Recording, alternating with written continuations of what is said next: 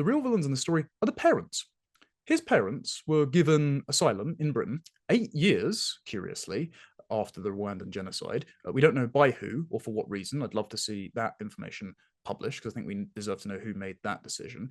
And they decided to repay the generosity of our excellent country by bringing up Rudakubana with such neglect that he was a constant truant, a violent criminal, a enthusiast of terrorism, and eventually a deranged and gleeful murderer.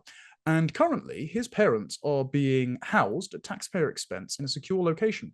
I think they should be deported immediately. I think they should be stripped of their British citizenship, and I think they should be returned to Rwanda, where they actually have, according to the Daily Mail, diplomatic ties with the ruling Kagame regime. So I think we could probably broker that deal, but I wouldn't hold my breath for Keir Starmer doing it because he's covered up this story at every single stage.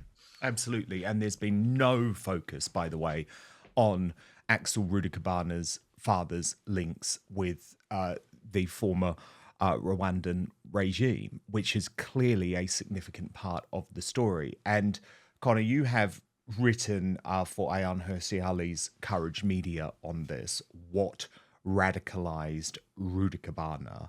And I think it is fascinating. I think you're completely right to say that the mainstream media are looking away from those obvious points. And those obvious points are, yes, anti-white racism, and yes, also an Islam extremism motive. But what was so shocking today, and we'll take a look at a clip that you pointed out on X, but I want you to set it up first, is that the mainstream media that had already admitted that they were going to censor the trial decided to bring on the executive from the Liverpool Muslim Council to say what?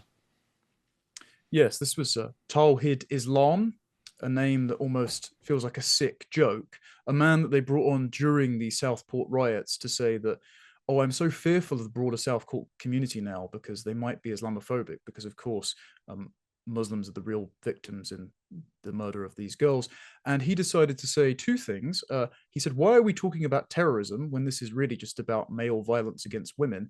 And then he went on to say, of all days, this diversity is our strength.